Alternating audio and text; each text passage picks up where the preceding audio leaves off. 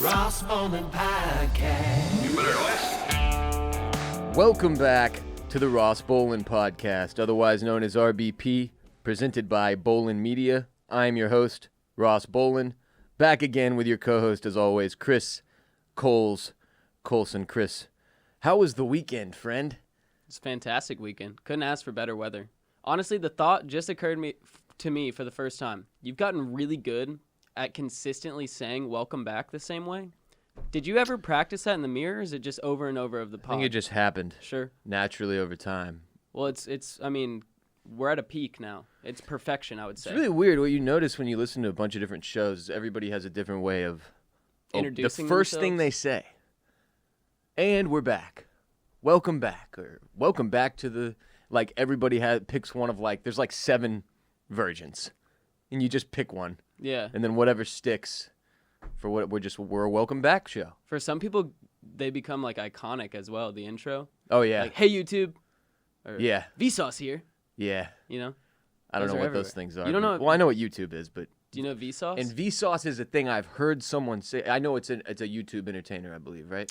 He does like scientific videos On YouTube? Yeah. Scientific. Yeah, on physics and It's like science, the Gen biology. Z Bill Nye. Actually, He's like Bill Nye, that's- but he like complains just a fucking lot. he doesn't complain about anything. Oh, Why'd you think he'd complain? I don't know. He's a super positive guy. He says, "Hey, Vsauce, Michael here." And then he makes Love. science Oh, and love. too, and love. by giving science to the world. Well, if you're new here and you're wondering what we do on our show, we're a comedy and humor podcast. We've been around for a few years, and every week on Monday and Wednesday, we drop a new episode discussing mental health, current events, sports, music, history, animals, and more right here on Apple Podcasts, Spotify, SoundCloud, YouTube, or wherever you are listening and or watching. Big show today, huge show. Enormous. Thanks for being here. Thanks for listening. Let's fucking ride. RBP 337 is brought to you by Felix Gray Glasses. Chris and I constantly have our faces in screens from morning to night, whether it's recording the podcast or streaming on Twitch. And now more than ever, all of us are reliant on technology to get our jobs done and to stay in touch with friends and family, and screens are clearly here to stay. They're unavoidable. You have to protect your eyes. And there are a lot of blue light glasses on the market, but they're not all created equal. Many blue light glasses don't filter enough blue light, especially in the range that really matters. Felix Gray, however, uses a proprietary filtering technology to filter 15 times more blue light in the same range than their competitors. Too much screen time results in tired eyes, dry eyes, blurry vision, headaches, trouble sleeping by the end of the day, and I'm familiar with all these symptoms as I've worn contacts and glasses since I was a wee lad.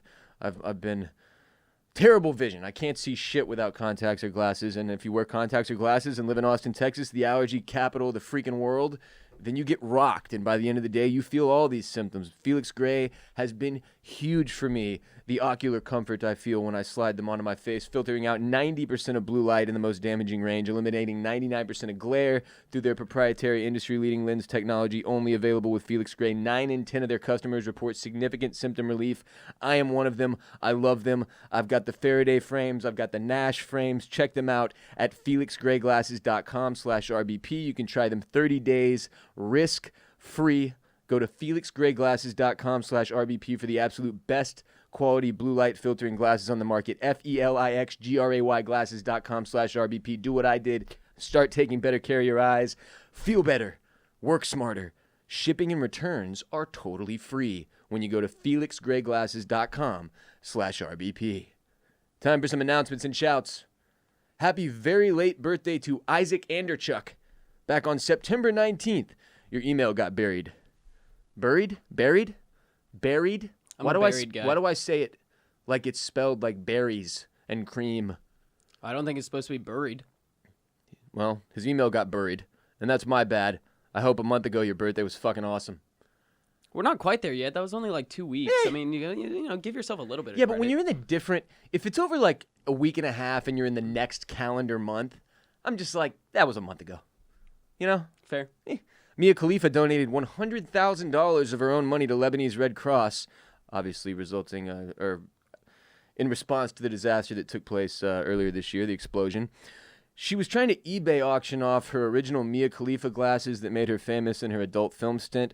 Didn't work out. The eBay auction didn't work out, so she gave $100,000 of her own money.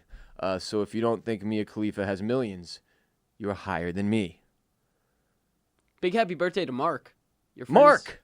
Your friends refer to you as a name that involves a potato that I just don't feel comfortable saying on this fine Monday morning. Yeah. But I hope you have a good one. Yeah, you were basically accused of, like, American Pie-ing a potato. Through nickname. At least that's what we're assuming. There's only so many things that nickname could mean. But happy birthday to you, sick boy, Mark. I always wonder, it's like, if my name's Mark and I'm not this Mark, but it's also my birthday and now I'm freaked out and I think people think I'm a potato fucker and it's like, no, well, now we can just say it. What was it, pud fucker? Spud fucker? Yeah. Spud fucker.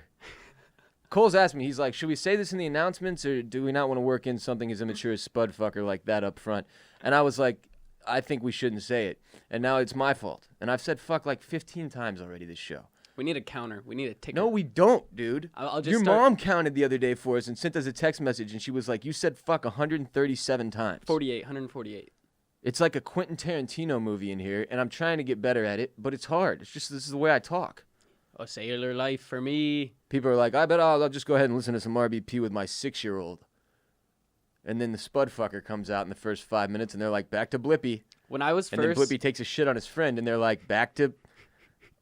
Hot 97. When I was first showing my parents the podcast, when the interview process first started, and I would play you in the car on new episodes I hadn't heard yet. Yeah. It was like constantly waiting for an F-bomb to drop, and then it was just like a quick like chill down my spine, like because you know when you listen to like explicit music with your parents. Well, I don't know if this is Yeah, if but like it's this for 2020, everybody. man. Like 9-year-olds are running around slinging crack and saying fuck. Well, that's very true. I mean, I can't argue with that in any way, shape, or form. It's just hard for me, like... And I grew up in public school, so, like, I've heard significantly worse than this my entire life. But I guess growing up in, like, the weird bubble of the South that I did, it was kind of... Yeah. Like I said, cotillion, manners, shit like that. But I had, like, a mix, because I had all that, and I grew up, like, I didn't have this potty mouth my whole life. My parents would want you to know that. Like, this happened as a result of my profession. Sure.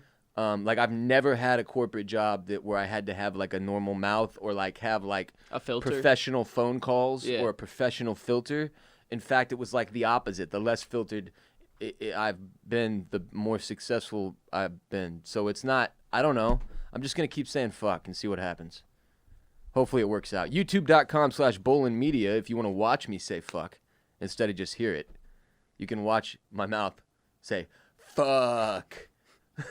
YouTube.com/Bolen Media. Watch episodes of everything Bolen Media puts out. The Ross Bolen Podcast, Oysters, Clams, and Cockles as well. Every week, we stream on Twitch live. Chris Coulson and I do. We play Call of Duty Warzone with fans. We play Fall Guys. We mix in some Among Us. We have a blast on twitch.tv/BossRollin live every Sunday, Tuesday, and Thursday at 7 p.m. Central.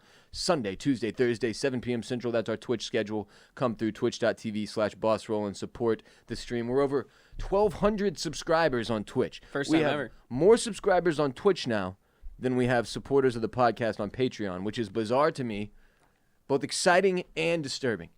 I love it and hate it at the same time, if that's possible. First segment, insane headlines of the day. All right, we're opening with one that I've wanted to talk about for a few days now. It came out at the end of last week. When I saw it, I laughed for several minutes by myself, and that's like my favorite thing to do in the world. If something is funny enough to make me laugh alone in my home, I'm talking about it on the show. So here's your headline. Irish Supreme Court rules that Subway bread isn't bread.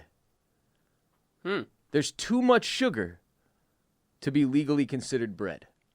Now, if you're wondering what I just said, too much sugar in the bread. Sweet bread.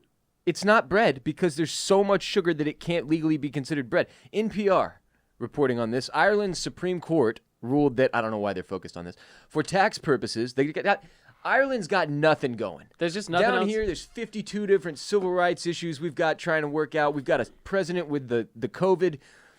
We're trying to push in a new fucking Supreme Court justice. Ireland's up there voting on taxes for bread and whether Subway qualifies. Yeah, the life they live. The good old Irish. Seriously, their Supreme Court ruled that for tax purposes, Subway bread had too much sugar to qualify as actual bread. The case raises questions about changing tastes, niche, tax law, and what is bread anyway. I am so fucking sick of this. What? The declassification and reclassification and questions around food. Is a hot dog a sandwich? Is a sandwich a hot dog? Am I bread? Actually, later on in the article, NPR does go on to state that according to New York, hot dogs and burritos are sandwiches. Fucking damn it. But according to the Department of U.S. Agriculture, they are not sandwiches. So that's who decides the labels for. I'm so tired of this, and now it turns out Subway's bread, which again, Subway, that's like, it's so hilarious to me that that's the business. The sandwiches. The reach of American consumerism across the globe is like Subway, KFC, McDonald's, Burger King. Like the shittiest, most average. Yeah, we were talking about food. like what is our cultural mark? Like what is American culture? And we couldn't really come to a conclusion. I don't remember if that was a Patreon episode or a normal one, but we came to a conclusion after the fact, and it was or it was just us walking around. I think we were just in Walmart. Everything just mixes together in my head at this point, and it's consumerism. Yeah. That's American culture. That's our long-lasting impact on the globe. Yeah, that's what people know. We us took for. consumerism and capitalism to the furthest extent that it has been taken so far. And it's just hilarious that because of sugar, but bro, Subway bread isn't considered bread. Here's one of the things just about American capitalism that's fascinating to me. Hit me. Subway at some point was like, there was a meeting, the top Subway chefs, whatever, decision makers, the top Subway decision makers, which is probably a much less qualified group of people than you're imagining. Okay. And they were like, all right, here's the deal. We got to move sandwiches. Sandwiches are going down. We need them to go up. Sure. What do we do? And one of the Subway guys was like, what if we just put more fucking sugar in the bread so it tasted better? And then one of the other guys was like, that's the best idea I've ever heard. And then they voted on it, and they were like, yep, let's just keep pumping the sugar in until this isn't even legally bread anymore. And that's the kind of decision that gets made on a regular basis in the United States of America by businesses, because money over morals continues to be the driving decision-making factor. And it's not just this is a funny example. It's also a weird one. I've had a shitload of Subway in my life, and I didn't realize I was crushing sugar, which is, as I understand it, we've had a lot of different nutrition talk on the show. I've talked to a lot of different nutritionists in my life. Sure. Current girl I'm dating, very, very, very knowledgeable about nutrition as well. And sugar, just by and large, everybody seems to agree is the worst fucking thing ever for you. Probably not great. So it being in bread, to the extent that it's no longer bread, at a place where when I eat at Subway, my inner thought process is, I need something quick, and this shit is not trash. It's healthy. Like, compared to, if I had known all these years that Subway bread is just bread, it's just sugar, I would have been going to McDonald's and eating the chicken nuggets that aren't chicken. Well, it's 5 times the like maximum limit of sugar to be considered not close. bread. Not close. Like, it's not like they were like, let's put in enough and see if we can skate by when the Irish get into this 2 grams, in a few years. 2 grams is the legal limit to be considered bread, and Subway's rocking with a solid 10 grams. Sugar makes up 10% of the weight of the flour. Jesus, 5 times dude. what the law deems acceptable. That's just comical. Subway just can't get a win. I mean, ever since the fat dude that went skinny and then turns out he was like touching kids and putting them in his pants or something like that. Big, massive. I don't know if he ever touched kids, allegedly. Okay. I think he had kiddie porn. I know that. Okay. Jared was a pedo. Yeah. That's Jared from Subway. Pedo. And that's like, that was going to take at least 20 years to get over. Yeah. They're not through that. They haven't had a win since fucking Happy Gilmore. Well, then right after that, they did the $5 footlong that thing, was a which win. was doing good. $5 footlong. And then in 2013, and only because of the song. Very true. But in 2013, it was released that on average, their footlongs were not actual footlongs.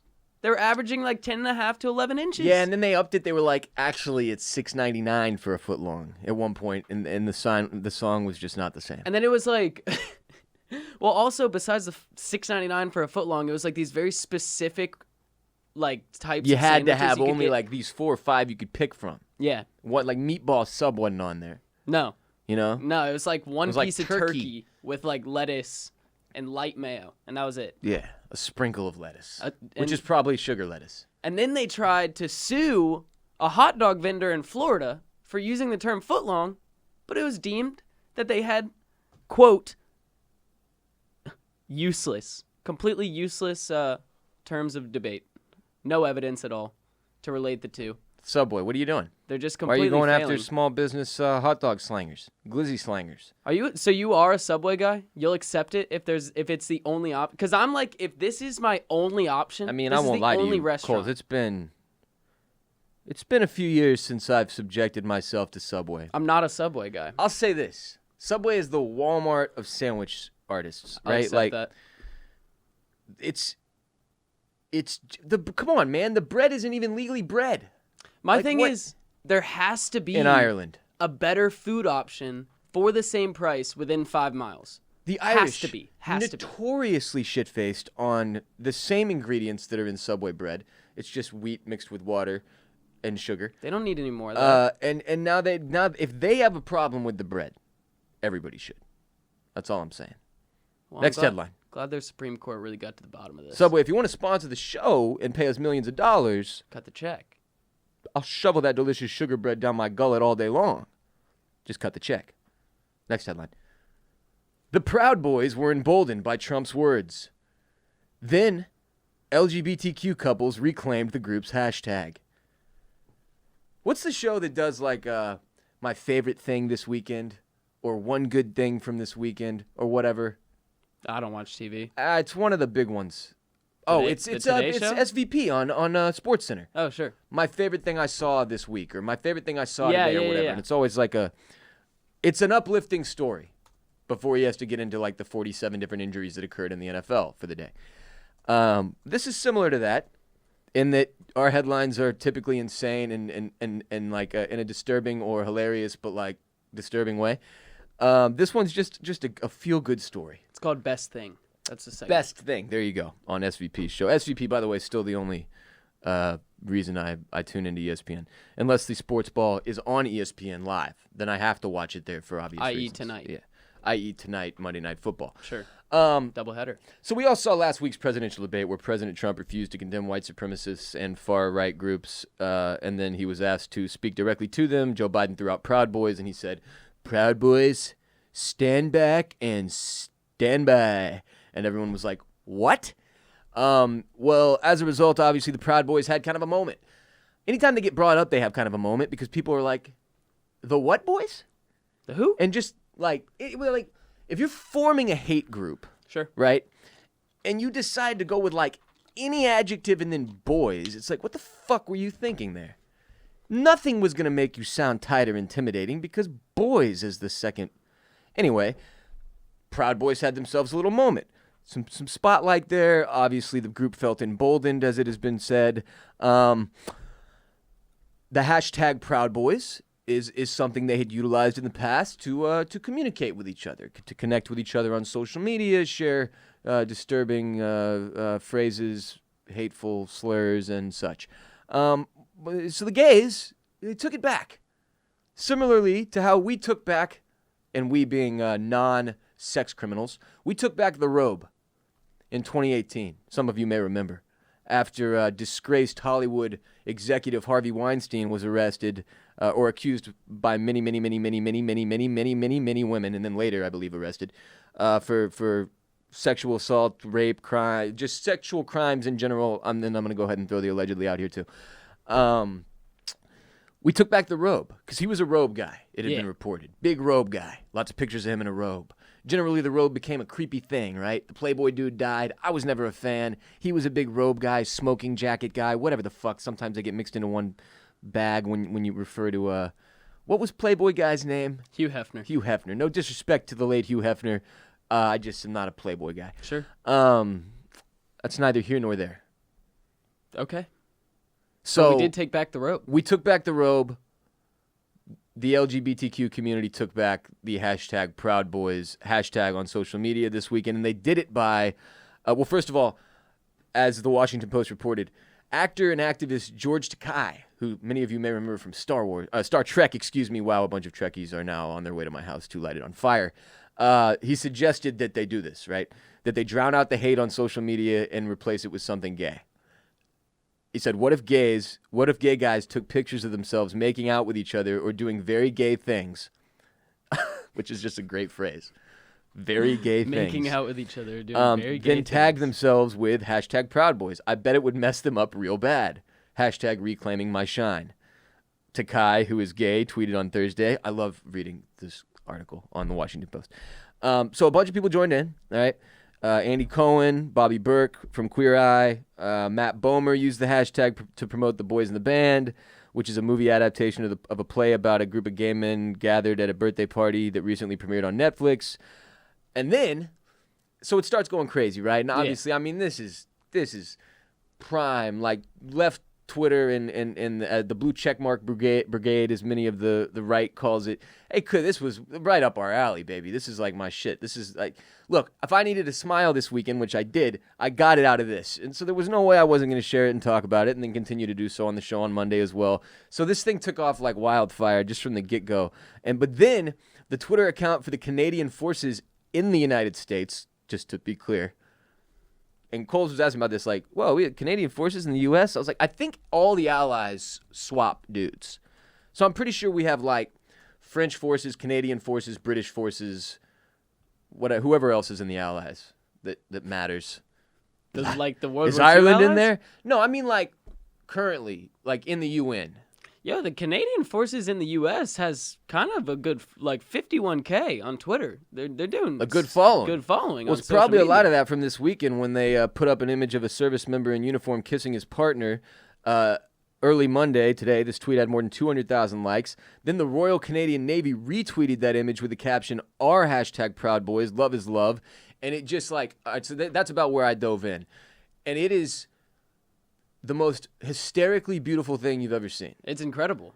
It's one of those. Just image after image after image after image after image after image after image after image after image of gay dudes getting married, making out, kissing, hugging. Like, it is just, and so to imagine, as I put it on Twitter, like a dude like waking up and being like, "All right, Cletus, let's see how the boys are doing today." And they go on Twitter and click on the hashtag and then, "Oh, Cletus, what, Cletus, what the fuck is happening? The gays are everywhere." And just losing his shit. Like, that happened to at Somewhere, least dude. one dude named Cletus this weekend.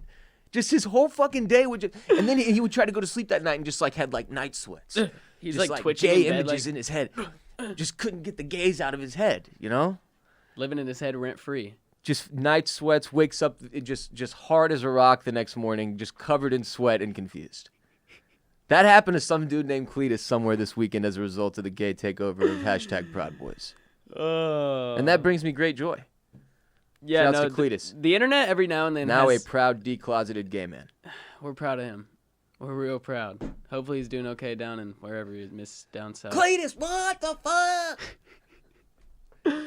Every now and What then happened to the boys? We were proud. the internet just has one of these moments where they can all kind of come together and do something good that genuinely puts a smile on everybody's faces, and this was just one of those moments. It was highly entertaining to watch. All right, it just occurred to me. Historically, what are these dudes doing?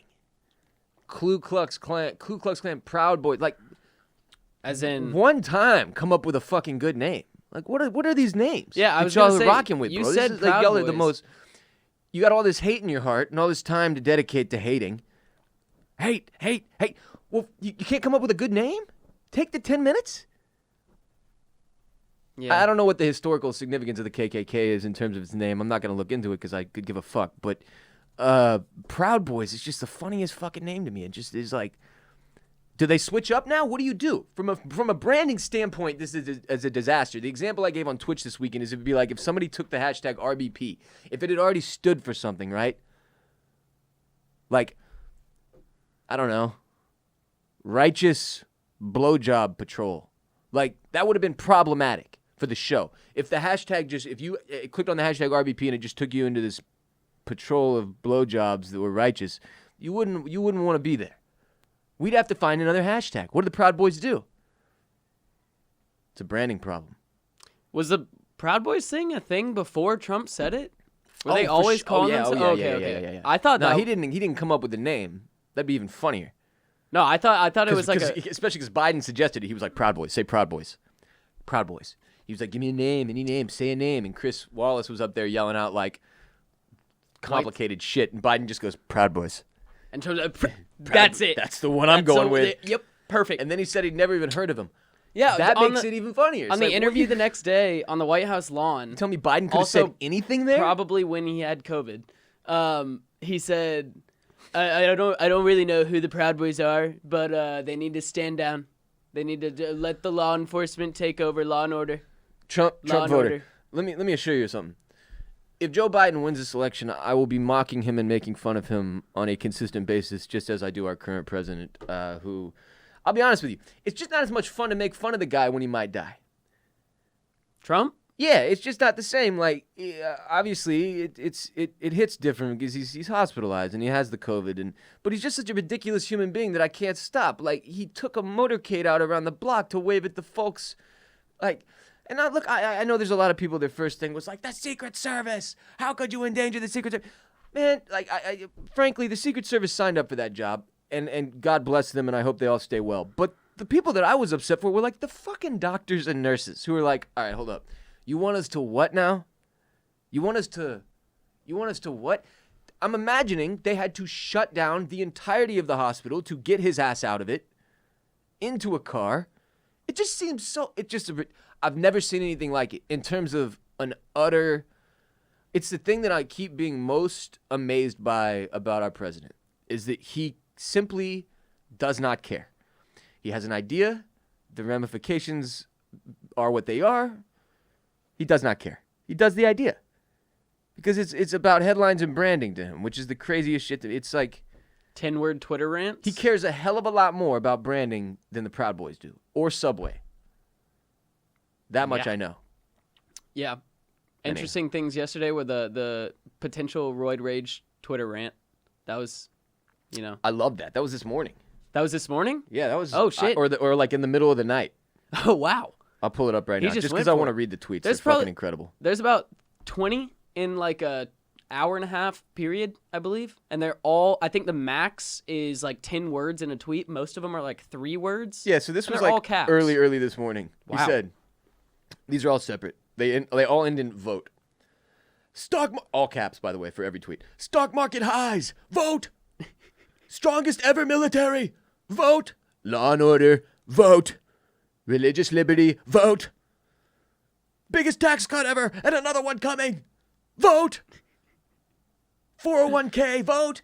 I don't even know what that means. Like, he put 401 parentheses K parentheses period vote exclamation point in all caps. He took the time to do the fucking. Nobody does the parentheses around on the K. He took the time to do all of that. Obvious that, like, he was like, I'm imagining him laying in bed. And he's just like, it's been too long since I tweeted. Somebody get the phone. And they're like, sir, your fingers, they're too swollen. He's like, type, damn you, type.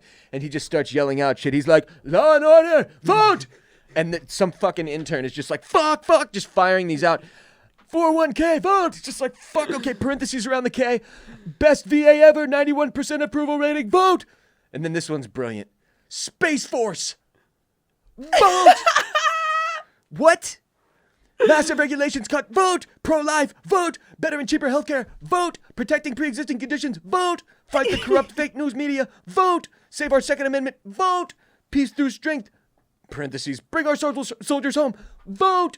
Like, this just keeps going. And yeah, he's being pumped full of drugs that multiple people have now come out and said, oh yeah, I took that shit once. It made me mad delusional. Or I got really disoriented. One girl said she had an itch on her chest while she was taking that drug, and she literally ripped her entire shirt off. Just gone. Here's what I want to do. Get the caravan, round up all the drivers, the best drivers, the very best SUV drivers. I want to roll down the windows. I want to see the people. I want to wave. Sir, we can't roll down the windows. Leave the windows up. The Secret Service will have to take the chance. By the way, I've taken about 1,000 Ubers this month, right? Sure. And in every single one of them, when you get into the Uber, you have a notification. It's like, before you can even order the Uber all the way, it's like, are you masked up, bitch? Do you understand that you have to have a mask on, bitch? And I'm like, yeah, I got you. And then it says some shit like, if it's possible, crack the windows in your Uber. Yeah. Flow of air or whatever the shit. Yeah, air. And I'm like, going. that does seem like a good idea, but Makes it's sense. 140 degrees in Austin, so I'm going to go ahead and tell you to go fuck yourself and never do that. But then fall came, and it's not so hot. I still haven't gotten a single Uber driver with a damn window down. Really? I'm not So you're not rolling gonna- down the window Yeah. in the Uber. Do you feel like you have that power? No, because I definitely don't. That's Well, not the- my car. The issue is back seat, one window down, bad airflow. You get that vibration, you know, the your fucking eardrum You is don't just want like, that. what the shit is happening? And if you do that, you better be 4G tipping at least speed. 30%, man. Yeah, That's what I got to say. I mean, this is all monetary. You want to control that window? You better fucking That's prove some it heavy in the shit. tips. It's no different than touching the radio to me. And if Sure, it's a, okay. Look, here's the thing. If it's a taxi, a yellow marked Austin cab, fuck them. I'm touching the damn window all day long. That's the other thing. I have to physically touch it. Touch it. Touch it. The more stuff I touch, the Good worse point. it is for everybody. good point. Now we're all touching the window. It's on the driver. It's on that guy. I can't be To in roll it charge of the down? damn window rolling down, man. I've got too much going on already. You could always ask, "Hey, sir, would you mind rolling the window down a little bit?" You know? I feel like they definitely would. I can't do it, dude. I understand. I can't do it. Have you ever had an Uber driver ask you what you want to listen to in the car? That's my least favorite question. I like when I just hop into an Uber. I'm in my own I usually go, headspace. yeah, I'll tell you exactly what I want to listen to. It's on my AirPods, and you wave at me if you need something, friend. I've just started saying, "Hey, man, I got to knock out some work if you don't mind," just to avoid the conversation. I'm about 50-50 right now because 2020, we don't have any more socialization, right? Sure. I see about 6 people on a weekly basis. There have been times. I've been chatting it up with the Uber drivers. Okay. When I can tell it's someone who's like, please, God. Need a conversation. Like, for the love of shit. Like, not just a chatty Uber driver. Like, somebody who needs to lock in with somebody else. Sure. Like, somebody who we need to get a little connection going between human beings so that we could both not die. Yeah. Right? The cool thing Then about I'm like, you know what? Fuck the AirPods, or I won't even put them in, or do my thing that you said you do, which is what I do. I'm like, hey, man, I got to get a little work done. I'm going to throw in the AirPods and just wave if you need me. yeah, I don't do that if I think, like, I feel it out. yeah. Because Sure. I think that's important. Like, you get in the Uber and you're like, I give it a second. I'm like, what's the deal with this cat before I decide, am I going to go jam Rusted Roots, send me on my way the entire way home, or are we going to have a conversation about, like, how South Congress is still popping or something? Well, the cool thing that I've enjoyed about some recent Ubers that I have had conversations with is with Ubers, there's no ties or anything like that. So you can say whatever you want. Like, you can go as deep as you want to go if, like, they're willing to have a conversation with you. Because you're never going to see each other. Because you're never again. going to see each other again. Like, you could be like, Yo, I'm going through the shits you right can now. throw out, like, you could just be like, Anything. hashtag Proud Boy, and see if he's, like, down. Well, you also. could do that. I was going to say more. And now just you don't throw know it out, which like, one that'll mean. Well, that's a good point. I mean, I feel like you could, well, Are we going to have gay love, or are we going to go commit a hate crime? what? Which one is it? You threw out the hashtag, but now I don't know. That's what the gays accomplished this weekend. They really Huge. confuse the masses. Huge. Last headline of the day. The hell was that one? Oh, yeah. Last headline, though. How Pepsi briefly became the 6th largest military in the world. This is could be a stuff to Wikipedia when you're high. It's funny that Yo, this is for sure, it absolutely is. The problem that I found is that you don't specifically have something to Wikipedia. you kind of when I this couldn't was from, find a specific Wikipedia. I bet that you could focused on research this. Pepsi. It's with Russia, right? I know about this. Yeah, just so- randomly Pepsi, Russia. It was suggested to us by one of our Twitch 1980s. listeners, Lumpy. Appreciate you, Deal. Lumpy. But one of the articles I pulled from was Business Insider, Okay. and it basically explains that in the late 1980s, Russia had an agreement to serve Pepsi in their country. This agreement was going to expire. It was previously based upon exchanging vodka to cover the cost of the Pepsi. It was no longer going to cover the cost, the vodka itself. So the Russians decided, hey, how about you guys get a fleet of subs and some boats for a whole bunch of that soda? And Pepsi was like, okay. So they traded 17 submarines, a cruiser, frigate, yes, frigate. and a destroyer.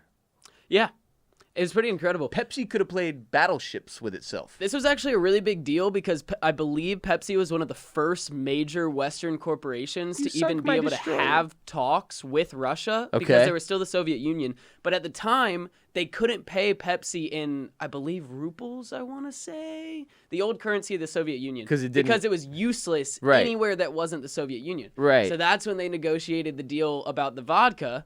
And they were like, hey, we'll just exchange you pure Russian vodka for cases of And Pepsi. then at some point, Russian vodka market tanked. not as great as the Pepsi market doesn't trade anymore like that. Well, They're Pepsi was like, need what are more we going to do? Pepsi all was this like, what vodka. are we going to do with all this vodka? I think it had something to do with liquor license, and getting that much liquor imported was very, very hard to do, especially with the Soviet Union.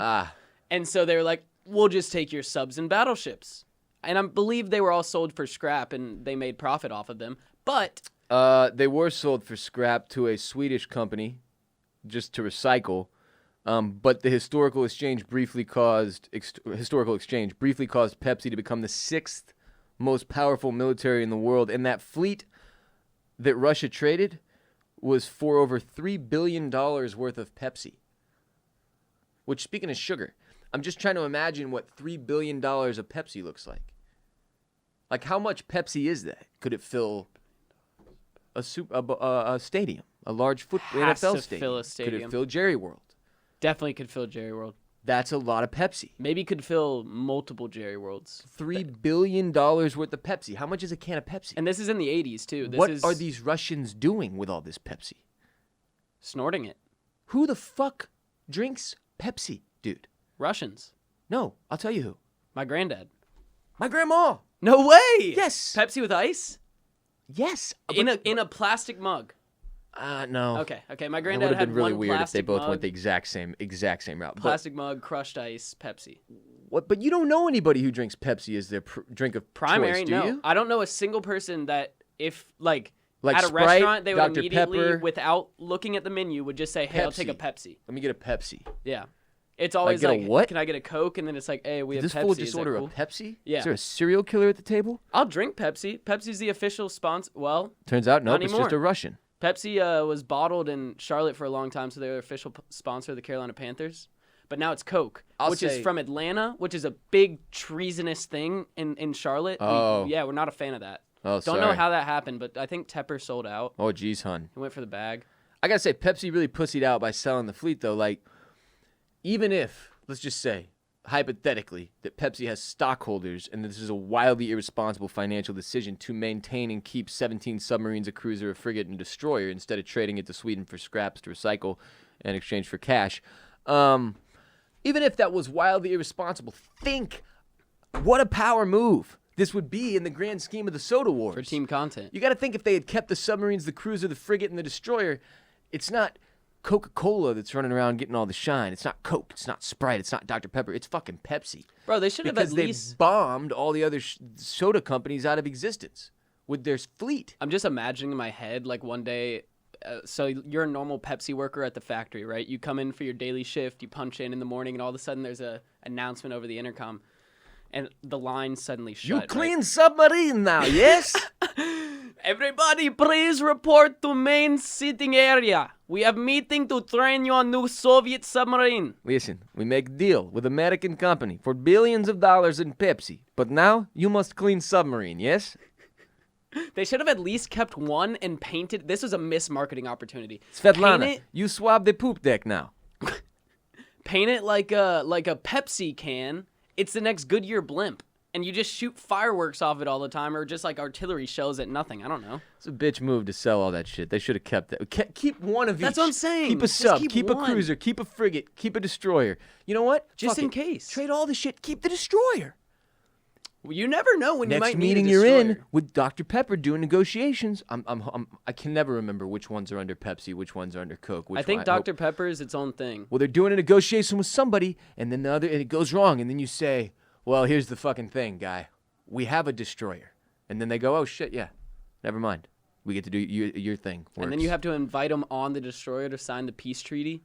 Yeah. Like Then World you War have II to style. throw like a really fancy gala on the destroyer, like some James Bond shit. Speaking of Pepsi which, would have to change their entire uniforms, though. They would have to take on like a futuristic Star Trek militaristic like approach to their uniforms. You know, I'm imagining their the uniforms. Yeah, I'm imagining the executives now wear like a corporal's uniform with like buttons and tassels on the shoulders, Instead of having suits. regular garb. Yeah, I mean, you got to go all in if you're going to be a military. Are there any corporate companies where, like, when you work there, they're like, "All right, this is your uniform that you wear every day"? That'd be real. I bet there's a shitload now that I'm Hooters. thinking about it. Lots. Twin Peaks. Oh, that was your insane headlines of the day. Turns out Subway bread mostly sugar, allegedly, in Ireland. Turns out the LGBTQ community is much, much funnier than the hate crime community. That's, wow. And it Really turns out shocked by that Pepsi news. should have kept that destroyer. At least one. Yeah. RBP 337 is also brought to you by Poncho Outdoors. Listen up. I think we are actually the first podcast this company has sponsored. Very excited to share them with y'all. Their stuff is sick. Best fishing shirt I've ever owned from Poncho. Best I've ever touched, looked at, worn. I wear mine at least once a week. It's sexual. It's beautiful. It's comfortable. You need it. You want it. And Poncho is going to give you a free freaking hat when you grab the best fishing shirt you'll ever own right now. Poncho! Somewhere along the way, someone decided that fishing shirts should fit like trash bags, and they just put too much stuff on them and in them. Everybody, especially down in the South and in Texas, knows you can look like an absolute goon of a slob in a fishing shirt if you buy from the wrong company. For whatever reason, everybody followed that trend, and Poncho wanted to be different and better, and that they are, my friends. I see a lot of fishing shirts here. I've worn a lot of fishing shirts in my life.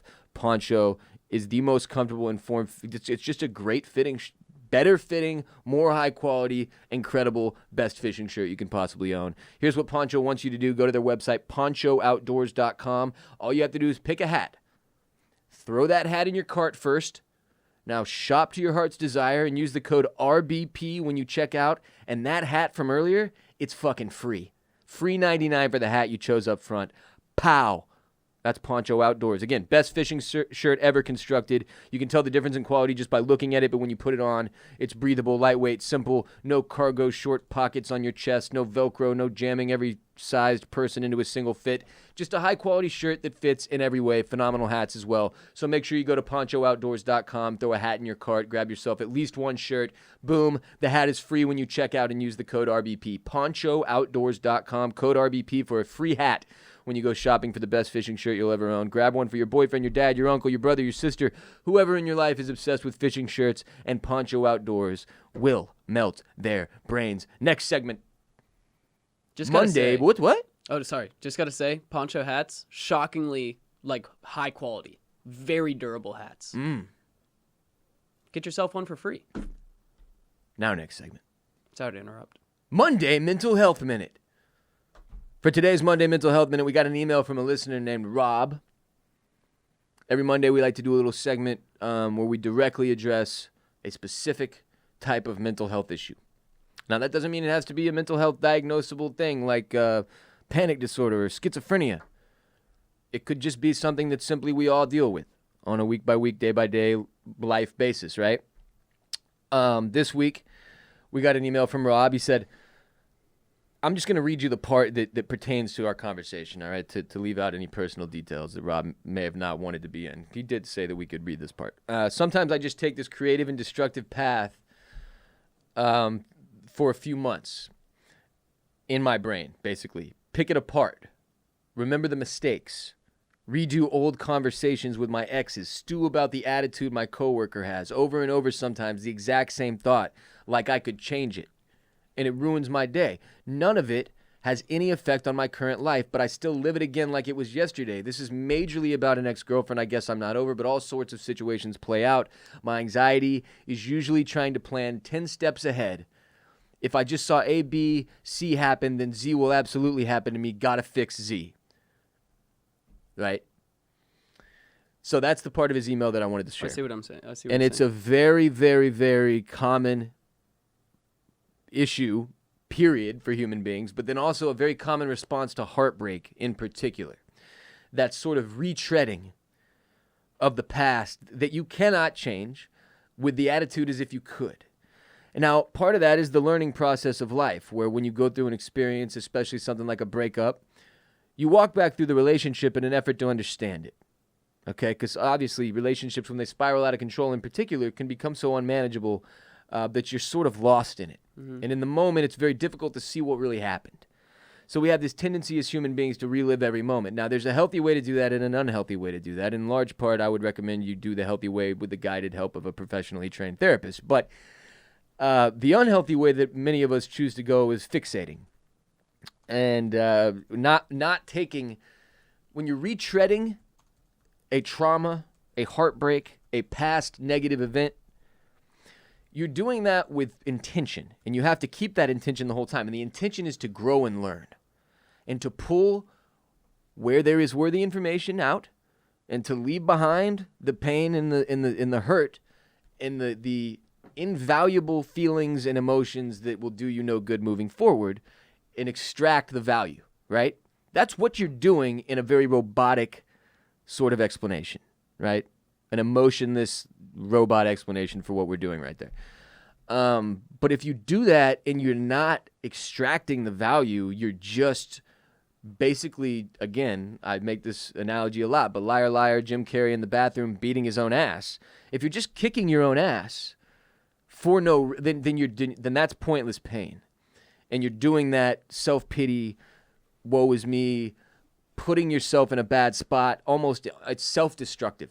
And I know this because I have struggled with this very specific thing my whole life. Sure.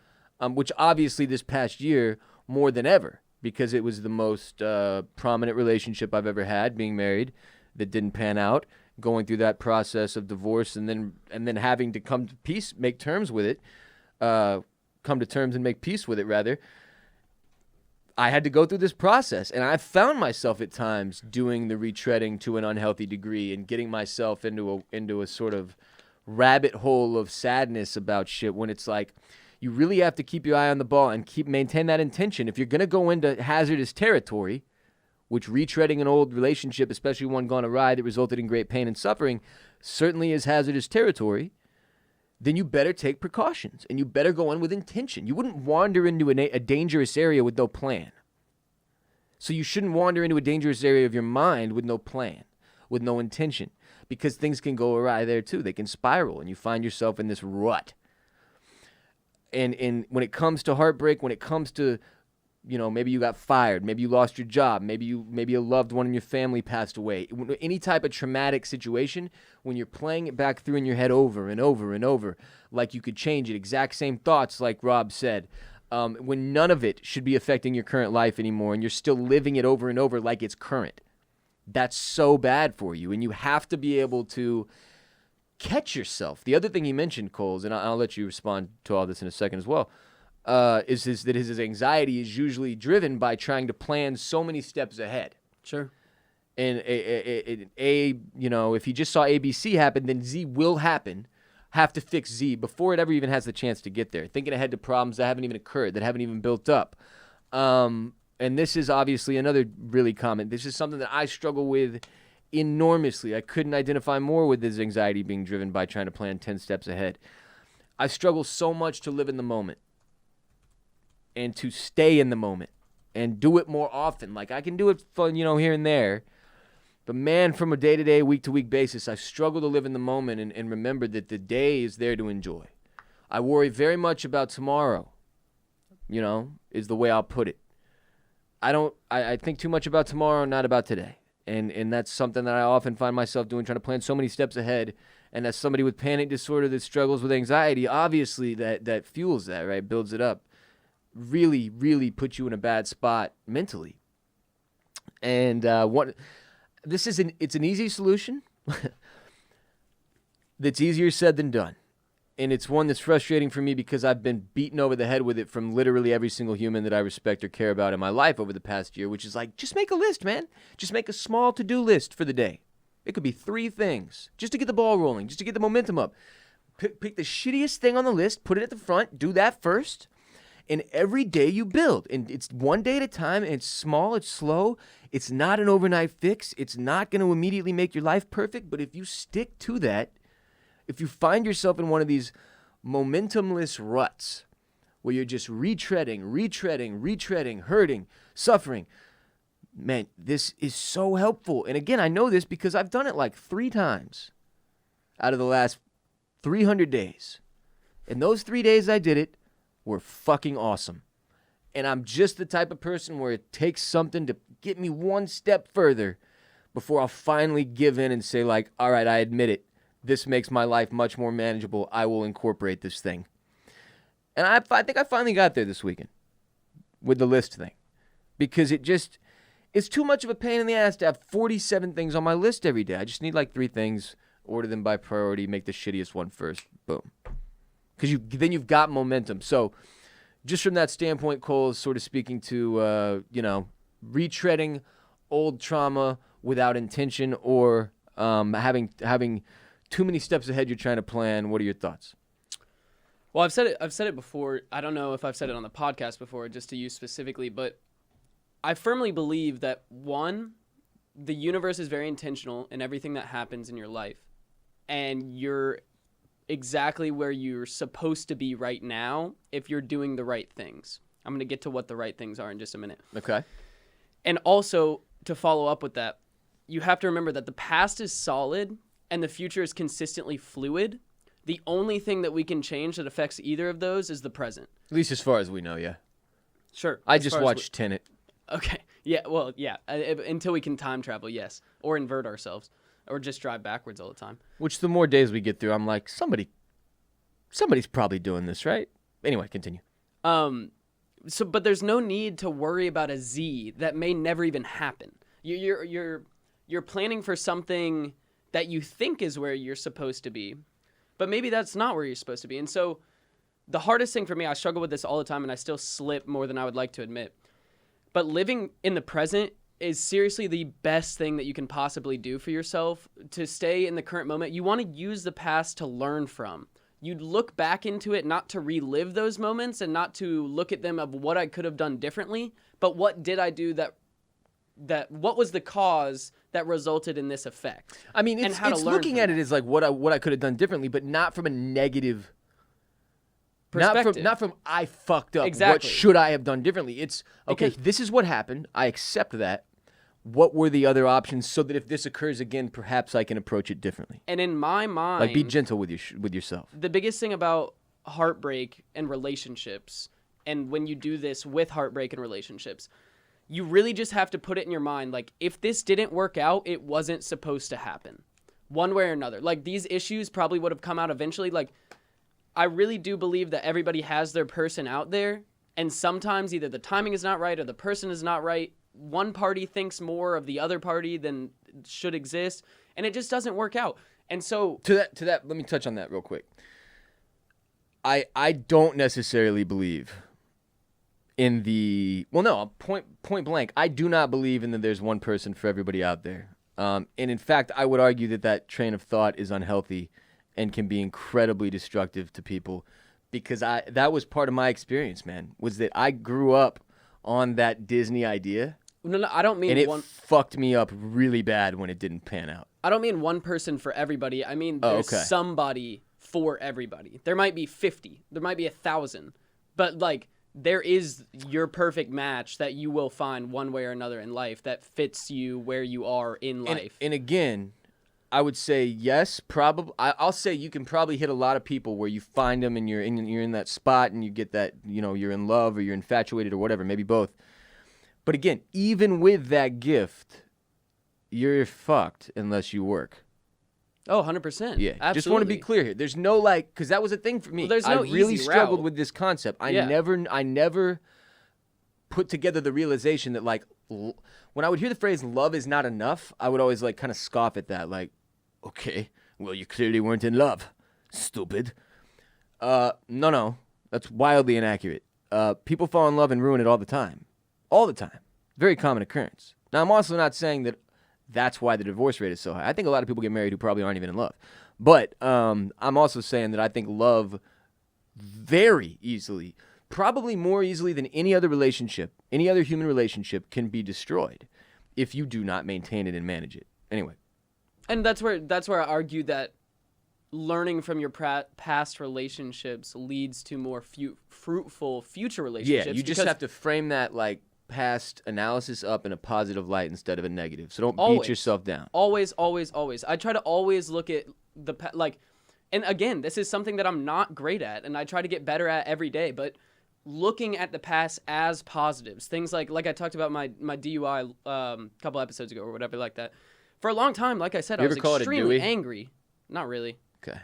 I don't think we shouldn't. I try not to call it much. Lots of people do. I try not to call it anything. I try not to call it anything. I try not to talk. That's a fair point. But I was really angry at myself for so long that I never took the time to really process and digest what I went through and how I got there. And why you were angry. And why I was angry.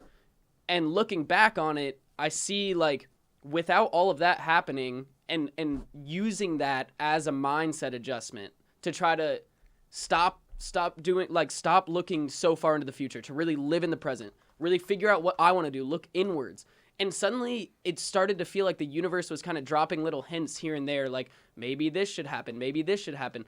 And I just kept rolling with them, and I kept accepting them and trusting my intuition and trusting myself. I really do think intuition is an extremely powerful tool that we've kind of suppressed and learned to doubt ourselves. I really think that, like, the human mind is extremely strong, and we're very in tune with our surroundings and nature around us, whether you want to call that a higher power, the divine, God, nature, whatever you want to call it. I think it's all pretty much the same thing. Exactly. I think we are personally connected to that in some way, and the more that we stay present and the more that we learn about ourselves inward, the better that connection is, and the more we kind of get pointed and shoved into the correct direction. But that takes a lot of work personally. That's the biggest thing here. To take control of your own emotions, to live in the present with yourself. Which is often a thing that I don't do without even realizing. You said take control of your emotions, and it's too often I allow my brain to sort of would just guide me through the day. And what I mean by my brain is, like, you know, your subconscious. Sure. You're sort of when you're going through a day, you're not consciously doing everything you do, right? Yeah, like a lot of things, your thought processes are just automated. Lead you there. Yeah. And oftentimes I allow them to go by unchecked. It's something I've spoken to a lot on this show about my issues with self-talk and having to retrain myself. It really, truly is. If you figure out, if you analyze your self-thoughts and your self-talk, and you find, wow, there's a lot of toxicity and negativity here, it's a retraining. It's a training process. 100%. It's like relearning how to live. It's a full life kind of because it affects reprocessing. every fucking facet of every fucking thing you do. It's literally to quote Tony Soprano, like literally down to the stupid shit that we do, where we like build up even like these little romantic. You know when you build like little romantic fantasies in your head, like when you would have a crush or something like that. Yeah, I do it You know about my mailman every day. Yeah, exactly.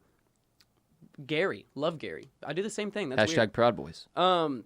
But we do all this shit in our heads subconsciously, where we build up all these expectations and emotions and everything like that have no chance of ever coming to fruition, and we let ourselves down without even meaning to, and we automatically put ourselves into a negative mindset.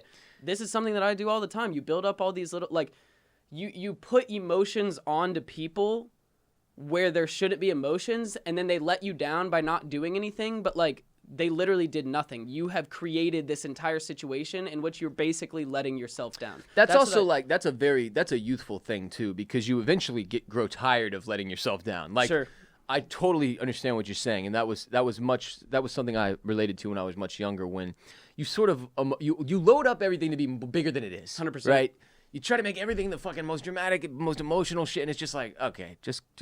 But that's just part of life. Yeah. You do that until you get to a point where you're like, well, if I continue to do this, my heart's going to explode at 40, and I really don't want that. So I'm going to start to try to take things a little bit less seriously. But then you have things that occur, like a relationship blowing up, where it's kind of that is serious, right? It's not something you're really adding too much. You can definitely overload it and make it more stressful and more suffering than it has to be. But what I would close on is this for Rob and for our mental health minute today, because we got to move on.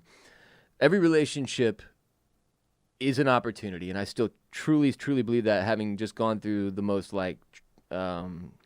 traumatizing relationship ending that I've ever been a part of. And I still believe it was I know it was an opportunity. I've seen the growth, a lot of the growth that came as a result of it already. And I would say that I am giving me the credit for that.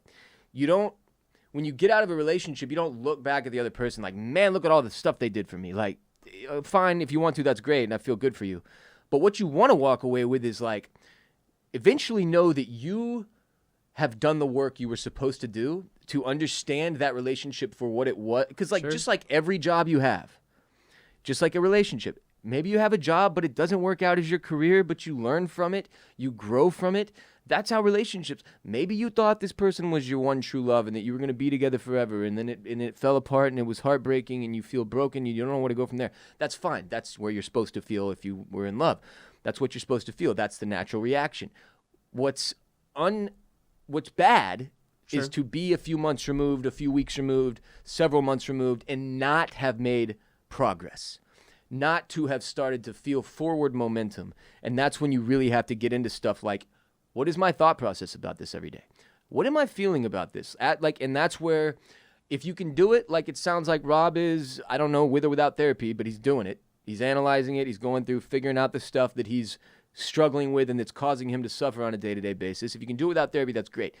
If you can't, if you struggle with that concept like I do, self-analysis, and really, I'm good at it now because I've been in therapy for a fucking decade, but it took a long time, then go to therapy, man. There's no, we're doing a Monday mental health minute. I feel like if you had a problem with therapy at this point, you would have skipped by now, but maybe not.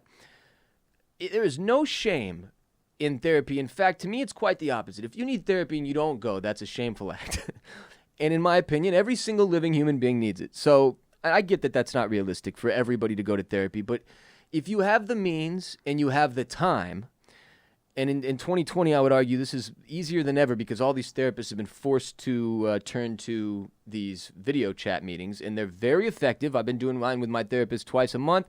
I no longer see her in person. I haven't felt comfortable going back into her office. It's been opened and closed based on different things. But I haven't gone once. I've done the video chat every time, and it's been phenomenal. And like for me personally, even at my highest functioning level, where I'm the most well-managed and in line, without therapy, for me, I don't naturally have the tools to healthily process life events. Therapy provides them for me and has taught me how to live in a different way.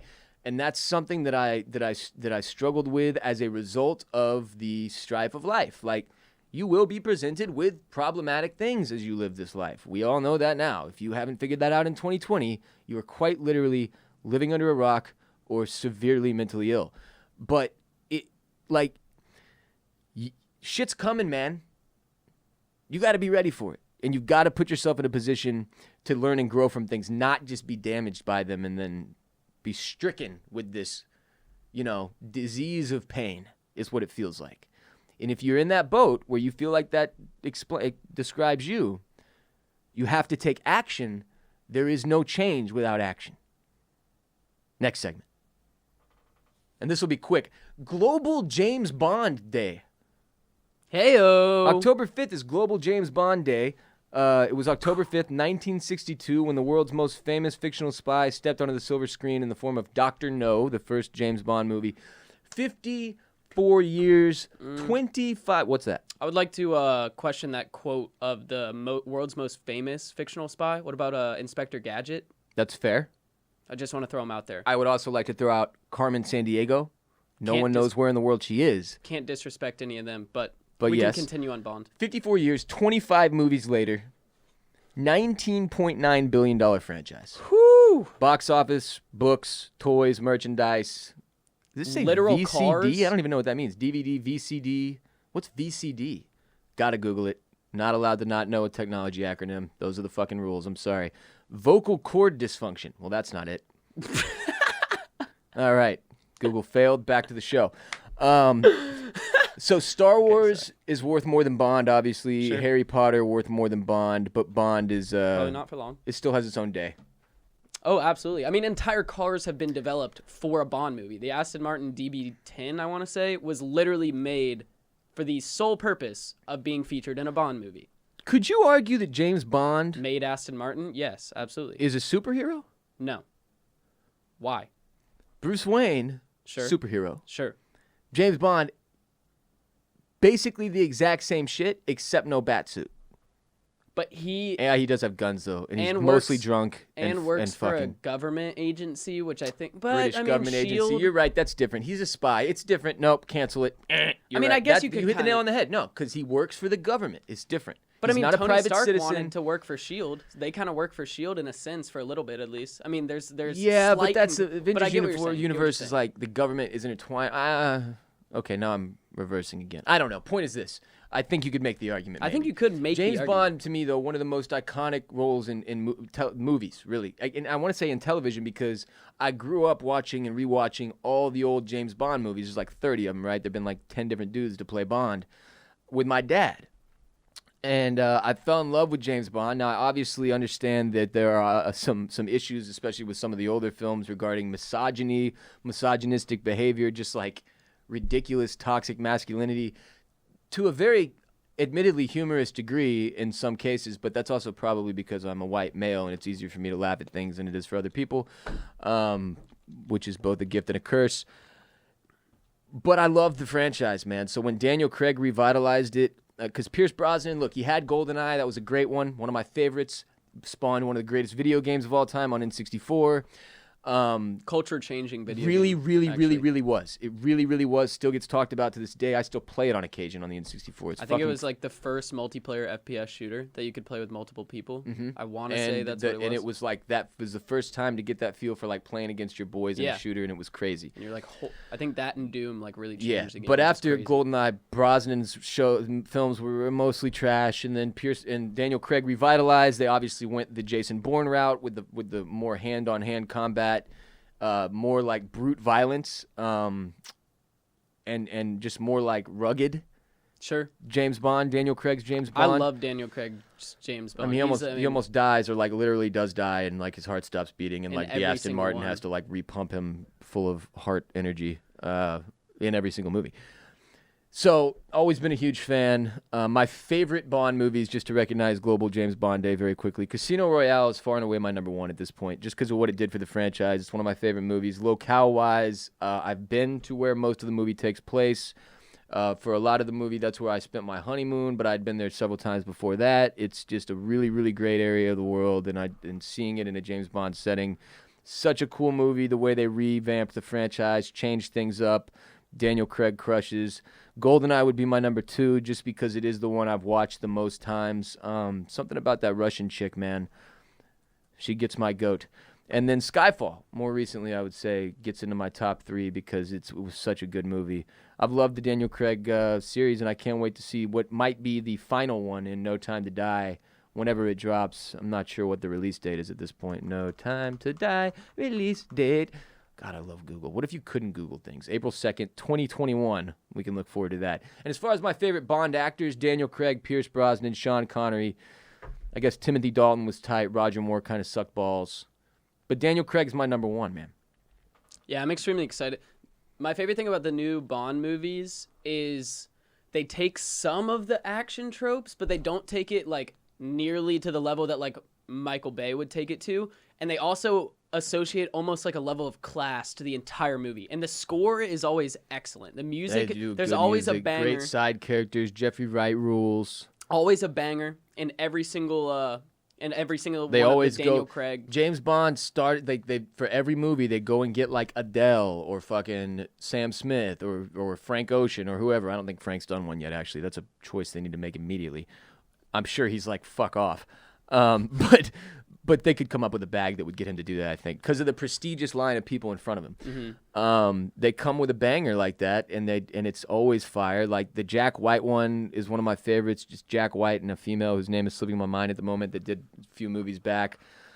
They always have heat. Tenet took that idea sort of like the Travis Scott Tenet song. Like that's such a James Bond move to go get one A-lister. You have them do their fucking track for the movie, and that's literally what plays during the credits, man. Like the Bond, it's the reverse. It plays during the opening sequence of the movie, during the opening credits where you have all the cool visuals and shit. Also, another iconic thing that I would probably say the Bond films really made popular in Hollywood is the animated intro style instead of credits at the beginning of the movie. Yeah. I would say that probably aligned Very time-wise unique, very if I had to guess. distinct. Because, I mean, you watch old movies back in, like, even as late as, like, the 80s, and they would play, like, the full credits at the beginning of the movie, pretty much. You know what I'm talking about? Yeah, those are really annoying when Extremely you get stoked annoying. to start a movie late at night. Especially and then you're comedies and stuff like that. like, man, what if this 15-second skip button wasn't here? I'd have to read all these people's names. Yeah. and Nobody then- reads those names, by the way. Nobody. It is a total waste of time. It is literally only for the people on the list and their family and friends. But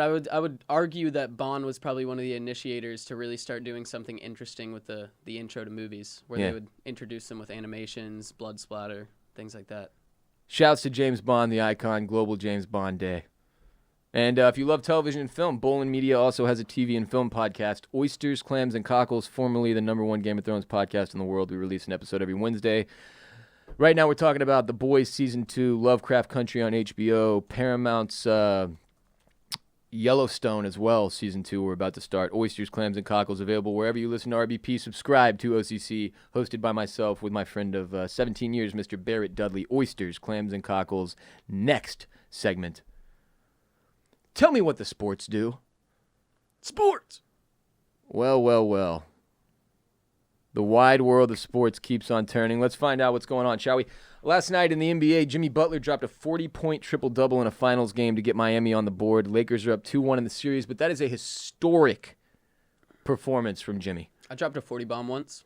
Fortnite, November 2018. I was going to say, nope. 2018. Huge game from Jimmy. Series probably. I was a doubter. I saw 3-0 coming, right? 2-1. Yeah. Is it a series? I'm not willing to say that yet. There's no Dragic. Well, they have it's problematic. They got back 2 of their injured players, correct? I apologize for not knowing the Heat they roster need as well as Dragic, I though. should. Okay. Well, let's be real. The only people who know the Heat roster as well as they should are people who cover the NBA and then people who live in are Miami fans. Bucky. Yeah. Bucky's a Heat fan. Bucky's a he is huge Heat fan. convinced. Shouts to Bucky, the best Fall Guys player player I have ever seen, who routinely streams with us on twitch.tv/BossRoll, and he's a freak show. 69th crown last night from Bucky. Yeah. He had as big of a night as Jimmy Butler. Not actually. That's extremely impressive. I mean, 40-point triple-double. do you see the video of him saying to LeBron, you're in trouble? Jimmy's So a cocky, apparently- crazy motherfucker. Well, apparently LeBron in the first quarter actually, said the same thing to Jimmy. It just wasn't caught on camera. So at the end of the game, Jimmy after said his it to him. iconic game, triple-double, 40 points, Yeah, says yeah. it right back to him. Good for him. And LeBron walks off the court with 20 seconds left. I saw that was in the news and as well. good for the Heat, and good for Spoelstra, and sorry for Philly fans who are Good for just sports. having a hard time. But they did get Doc Rivers, who signed a 5-year deal with the Philly 76ers. It's a perfect fit. It's so Philly, so perfect, a marriage of mediocrity. Can't wait to see how it works out for the Philadelphia 76ers. Speaking of Philly, fly, Eagles, fly. I absolutely took a shit on MyBookie this weekend by Blippi style. taking Eagles moneyline plus 310 with everything I had in my account when I was up a decent amount on the weekend. Swung big, won big, hung big on a Monday as a result. Huge. #Bigly. In the NFL, major injuries continue to stack up left and right. It turns out the preseason might be something that's valuable, especially for running backs. They seem to be the most prone to this shit. We're missing Austin Eckler, Christian McCaffrey, Saquon Barkley. That's 3 of the top 5 running backs in the league right there. Nick Bosa, Tariq Cohen, among a list of many, many other important players. A lot of top-tier players being injured. When you combine that with COVID and the suspension, the delay of multiple games, it's made fantasy football complete chaos. I'm already 0-3. If I don't win tonight, I have to do an 0-4 speech on Wednesday's episode, and I'm going to lose my mind. I can't have it, and it's a 3-point, 4-point game. It's so close to the point that I literally might have to do Twitch tonight just to be on there because we got dual Monday Night Football games. And I cannot start 0-4. I started 0-5 last year. Fantasy football has become a miserable piece of my life. It's hell on earth. I can't take it anymore, Coles. Tom Brady threw 5 touchdowns, though. Yeah. He was on my bench, if you were curious. Picked him up off waivers. He was just sitting there. Wasn't going to start the guy. He's 40. Sure. Quick 5 question. touchdowns. If you had started him, Would've easily would you won. be concerned? No. Okay. No. Wow. Would have easily won. Nice. Yeah.